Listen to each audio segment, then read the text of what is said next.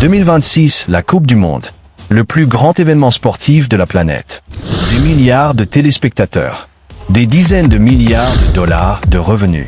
Et pour la première fois de l'histoire, 3 pays organisateurs. États-Unis, Canada, Mexique. Mais soyons honnêtes, il n'y a qu'un seul vrai gagnant. Un seul pays qui va tout encaisser. Les États-Unis. Et derrière cette attribution, il y a un homme. Donald Trump. Et son deal le plus audacieux. Silence. Vous pensez que la FIFA a éthique. Vous pensez que c'est transparent. Démocratique. Juste. Mais cette compétition ouverte. Elle a été volée, achetée, négociée, en coulisses, par les États-Unis, avec Donald Trump en architecte. Et si vous restez jusqu'à la fin, vous comprendrez comment Trump a fait pression sur la FIFA. Comment il a menacé les pays qui votaient contre les USA. Comment il a transformé une candidature en guerre commerciale. Comment les États-Unis ont raflé 80% des matchs alors qu'ils ne représentent qu'un tiers de la candidature. Et comment ce mondial 2026 va être le plus américain, le plus commercial, le plus trumpien de l'histoire. D'ailleurs, si vous voulez comprendre comment le sport devient un outil géopolitique, abonnez-vous maintenant. Parce que cette histoire, c'est celle d'un hold-up. Parfait, légal, implacable. 2017, New York, États-Unis. Donald Trump est président depuis janvier 2017. Et il a une obsession. Ramener la Coupe du Monde aux États-Unis. Pour la première fois depuis 1994. Pourquoi? Pas par amour du football. Trump n'aime pas le football. Il le trouve ennuyeux, trop lent, trop peu spectaculaire. Mais il aime ce que représente la Coupe du Monde. Le prestige, l'argent, le soft power, l'influence mondiale. Et il sait que organiser un mondial en 2026, ça rapporte énormément, des dizaines de milliards, en tourisme, en médias, en sponsors, en construction. Et surtout, ça lui permet de briller, de marquer l'histoire, de s'imposer, comme le président qui a ramené le monde en Amérique. Alors Trump mobilise toute la machine américaine pour gagner cette candidature. Mais il y a un problème, la concurrence. Parce qu'en 2017, il y a 2 candidatures pour le mondial 2026. Candidature 1, États-Unis, Canada, Mexique. Ensemble, United Bid. Candidature 2, Maroc. Seul, mais soutenu par l'Afrique, l'Europe, une partie du monde arabe. Et sur le papier, les 2 candidatures sont crédibles. Les USA, Canada, Mexique. Ont les stades déjà construits, les infrastructures déjà prêtes, l'expérience, de grands événements. Le Maroc a l'émotion, le symbole. L'Afrique qui n'a accueilli qu'une seule Coupe du Monde. En 2010, Afrique du Sud. Il est temps d'en avoir une autre. Mais Trump ne veut pas d'une compétition équitable. Il veut gagner, à tout prix, par tous les moyens. Alors il sort l'artillerie lourde. Étape 1, les menaces économiques. Avril 2018. Quelques semaines avant le vote de la FIFA, Trump tweetait, publiquement, ouvertement, agressivement. Les pays qui votent contre notre candidature pour la Coupe du Monde pourraient s'attendre à des conséquences économiques et politiques. Vous lisez bien. Des menaces, directes, officielles, d'un président américain, contre des nations souveraines. Il continue. Il serait dommage que des pays qui reçoivent notre aide refusent de nous soutenir. Traduction. Si vous votez pour le Maroc, on coupe vos aides, vos subventions, vos accords commerciaux. C'est du chantage. Pur, brutal, assumé. Et Trump ne s'arrête pas là. Il demande à ses ambassadeurs, dans le monde entier, de faire pression sur les gouvernements pour qu'ils votent. United Bid. Des réunions secrètes, des appels directs, des promesses, des menaces. Tout est utilisé. Des pays africains qui dépendent de l'aide américaine sont contactés. Votez pour nous ou on réduit votre budget. Des pays sud-américains. Idem. Vous voulez des accords commerciaux? Votez bien.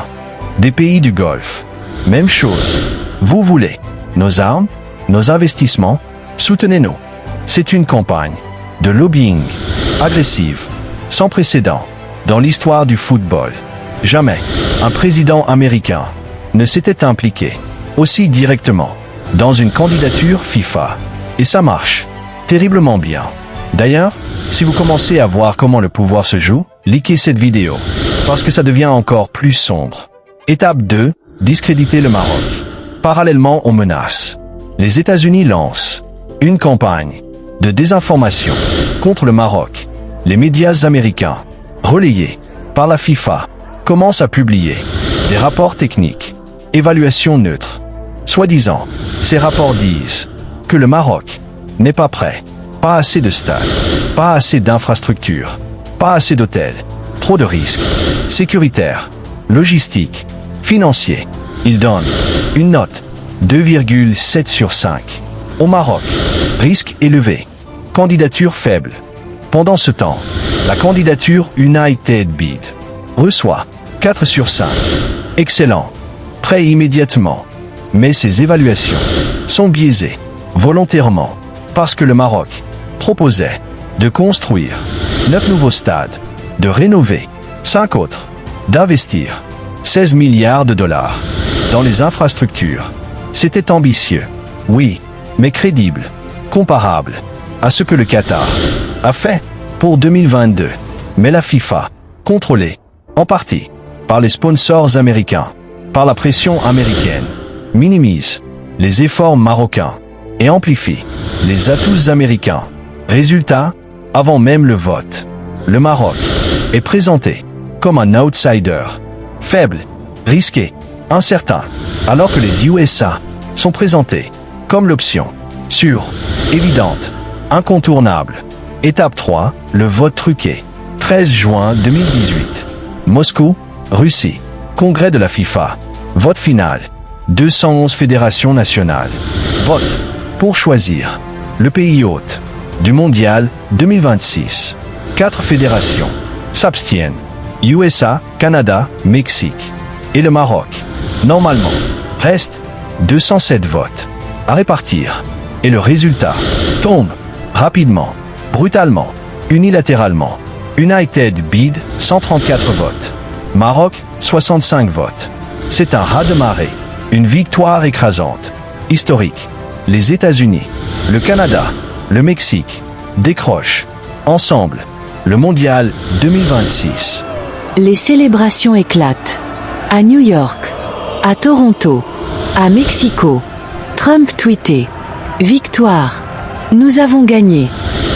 Mais derrière cette victoire, il y a des zones d'ombre énormes, parce que 65 votes pour le Maroc, c'est trop peu, suspectement peu. L'Afrique compte 54 fédérations. Normalement, tout aurait dû voter pour le Maroc. Solidarité continentale, évidente, mais non. Seulement 30 pays africains ont voté Maroc. Les autres ont voté United Bid ou se sont abstenus. Pourquoi? Pression américaine, menaces, promesses, corruption, probablement. Tout ça, à la fois. Même chose. En Amérique du Sud. Normalement. Solidaire. Du Maroc. Contre l'hégémonie américaine. Mais plusieurs pays. Argentine. Brésil. Chili. Ont voté. United Bid. Pourquoi? Accords commerciaux. Investissements. Pression politique. Et l'Europe? Divisée. Certains ont voté Maroc, France, Espagne, Portugal, solidarité méditerranéenne. Mais d'autres, Allemagne, Angleterre, Italie, ont voté United Bid, sous pression de Washington, de leurs sponsors, de leur gouvernement. C'est un vote politique, pas sportif, jamais sportif. Et Trump l'a gagné, avant même qu'il n'ait lieu. Étape 4, le partage inégal. Maintenant, parlons de ce qui se passe après la victoire. Parce que United Bid, c'est censé être une candidature commune. 3 pays, égaux, partenaires. Mais dans les faits, les États-Unis raflent tout sur les 80 matchs du Mondial 2026. Nouveau format, 48 équipes, Les États-Unis organisent 60 matchs, 60 sur 80. Le Canada, 10 matchs, 10. Le Mexique, 10 matchs, 10. C'est du 75%, 12, 5%, 12, 5%. 3 quarts. Pour les USA, un huitième. Pour chacun des partenaires. Et le pire, tous les matchs importants sont aux États-Unis. Quart de finale, USA. Demi-finale, USA. Finale, USA. Au MetLife Stadium, New Jersey, près de New York. Le Canada et le Mexique n'ont que la phase de groupe. Quelques huitièmes. C'est tout. Ils sont des faire-valoir, des figurants, dans un mondial américain. Parce que dès le départ, les États-Unis ont imposé cette répartition en échange de leur soutien logistique, financier, politique. Le Canada et le Mexique ont accepté parce qu'ils n'avaient pas le choix. Sans les USA, jamais ils n'auraient gagné. Seuls. Alors ils ont pris les miettes du festin américain. Étape 5. Le business trumpien. Parce que ce mondial 2026, ce n'est pas un événement sportif. C'est un produit commercial. Géant. Mondialisé. Américanisé. La FIFA estime que ce mondial va générer 11 milliards de dollars de revenus. 11 milliards. Record absolu. Jamais atteint par aucun mondial précédent. Pourquoi ? Parce que tout est conçu pour maximiser les profits. 48 équipes au lieu de 32. Donc, plus de matchs, plus de billets, plus de sponsors, plus de droits TV. 80 matchs au lieu de 64. Donc, 25% de matchs en plus. 25% de revenus en plus. Des stades géants. NFL. 80 000 places. 90 000 places. Contre 40 000. En moyenne. Ailleurs. Donc, plus de billets vendus. Par match. Plus d'argent. Par match. Des sponsors américains. Coca-Cola. McDonald's. Budweiser. Visa. Tous. Déjà présents. Mais renforcés. Omniprésents. Et des prix astronomiques. Pour les billets. Un billet. Phase de groupe. Catégorie 3. 2 cents dollars.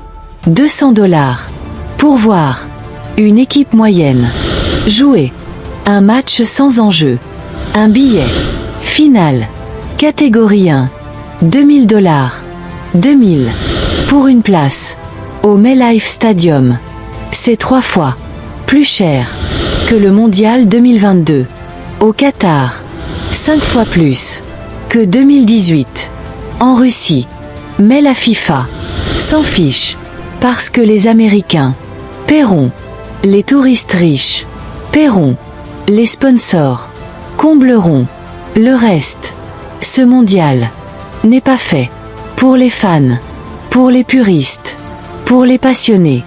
Il est fait pour les actionnaires, les investisseurs, les entreprises. C'est le mondial de Trump. Même s'il n'est plus président, en 2026, son empreinte est partout. Étape 6, les conséquences pour le football. Parce que ce mondial 2026 va changer le football pour toujours. Avec 48 équipes, le niveau va baisser. Inévitablement, des équipes faibles vont se qualifier juste pour remplir le tableau. Le Canada, 48e mondial, qualifié automatiquement comme hôte. Les États-Unis, 13e mondial, qualifié automatiquement. Le Mexique, 15e mondial, qualifié automatiquement. Donc 3 places sur 48, déjà prises par des équipes moyennes. Et avec le nouveau format, des groupes de 4, dont 3 qualifiés, presque tout le monde passe les huitièmes. Il suffira de ne pas être dernier pour continuer. Ça tue la compétitivité, l'intensité, le drame des phases de groupe. Ça transforme la Coupe du Monde en tournoi, dilué, étiré, commercialisé. Mais la FIFA s'en fiche, parce que ça rapporte plus. Et Trump s'en fiche, parce que ça américanise le football mondial. Parce que c'est ça, le vrai vol, le vrai hold-up.